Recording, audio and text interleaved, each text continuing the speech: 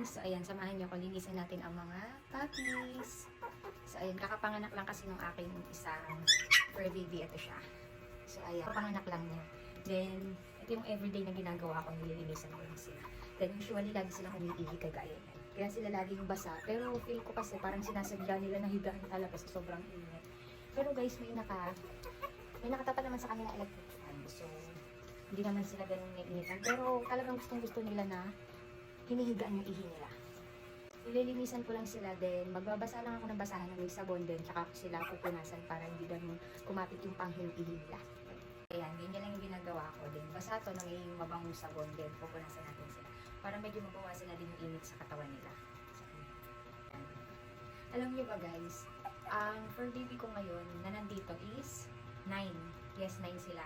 4 yung adults ko, and then 5 yung itong maliliit na to. So, di ba ang dami? Actually, 10 talaga sila. So, yung Pomeranian ko is pinaampon ko muna sa ate ko. Pero sa kanya talaga yun. Kumbaga ngayon lang niya nakuha kasi wala pa siyang sariling bahay that time. Then, ayun ngayon, medyo malawak na yung pwede niya paglagyan ng dogs. Kaya ayun, kinuha na niya. So, ayan, ganyan lang ginagawa ko. Hindi ba ang bang agad nila? Kuha naman tayo ng pangalawa. So guys, ay, ang tatay pala nito is yun, yung Pomeranian na nasa ate ko. So, ayan. Tapos, ang nanay isa to. Ayan yung nanay niya. Kaya ganito yung itsura niya. Ayan. Ito yung kamukha ng tatay niya. So, ayan. Ang laki-laki niya, guys. Siya yung pinakamalaki sa lahat. Kaya, naano ko na kamukha ng tatay niya. So, ayan. Para naman, kasi bawal pa sila paliguan kasi para naman di ganun kabaho. So, next. Pati nga pala sa gabi, ginagantuhan ko sila. Helping ito, alam nyo ba, pinapadeli ko pa to sa bote. Tapos, nestogen yung gatas nila. Kasi nauubos nila yung gatas ng mami nila. Dati, sobrang napapagod ako kapag kami nanganganak sa kanila kasi lalo yung mga first time ko. Pero yung ilang taon na din ako talaga, okay na. Talagang sanay na ako kung paano gagawin. Pero syempre, nakapagod pa rin. Pero syempre, tiis-tiis lang, ginusto natin ito. Hindi ko sila yung laging kinukulong. Ayoko kasi nung masanay sila na nasa kulungan kasi wala lang naawa ko sa kanila.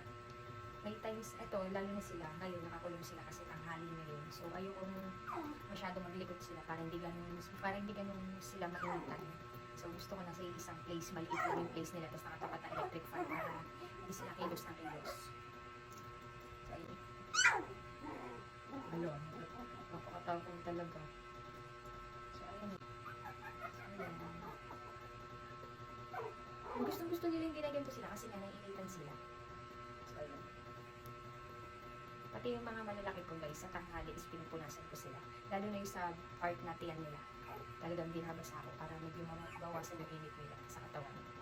So, ayun. Tapos na tayo dito sa maliit. So, next naman is yung ating malalaki. Next naman natin yung kanilang mami. Ito si Ali, yung kanilang mami. Ganito lang pag-linis ko sa kanila. Pinupunasan ko lang yung bandang mata nila. Kasi yun yung lagi minuta. Pero hindi ko hinahayaan na lagi silang minuta kasi baka maagkaroon ng differential yung mata nila. Lalo guys, nililinisan ko pala ito ng mga kada tapos nila kumain. Para hindi magstay yung amoy at saka yung dumi dun sa nguso nila.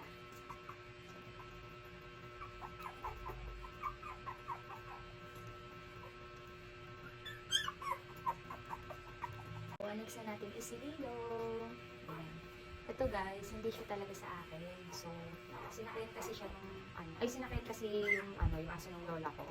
Milan. So, parang ito yung pinakamaling puppy share. So, ayan. Alam niyo ba nakakatuwa to? 2 years old na to, pero ganito pa rin siya kaliit. So, wala lang, natuwa pa nga ako. Tapos ang healthy niya kahit ganyan. So, pakita ko sa inyo pinakamaling. Ayan. Diba, liit? Ganyan siya kataba pa. Sobrang. Ayan. Diba, ang cute niya. Hindi na siya lumaki. Siya lang pinakamaliit ko ang aso. Ito naman si Ellie. Ito yung pinakakauna-una namin fur baby. Ito, tingin nyo, pakusungit nito. Hindi naman siya nangangagat, pero hilig niya lang manghangin. Ayan, hilig niya lang ganyan. Pakusungit nito sobrang. May trono to. So, ayun, yung trono niya is yung isang upuan dun sa dyan sa tapat. Na siya lang lagi makaupo dun. Tumis lang. Diba? Napakasungit. Sabi sa inyo, sungit talaga nito. So, ayun, okay na kayo. Grasslands. Yes, tingnan nyo mo gano'ng kapogi yan. Diba? Napaka-pogi yan eh. Tsaka napaka-bait nito guys. So yung tatlong birds ko na malalaki kasi sobrang mamaldita. Sobra talaga lagi sila nag-aaway. Pero ito guys, napakatahimik lang ito. Napakalambing din pati nito.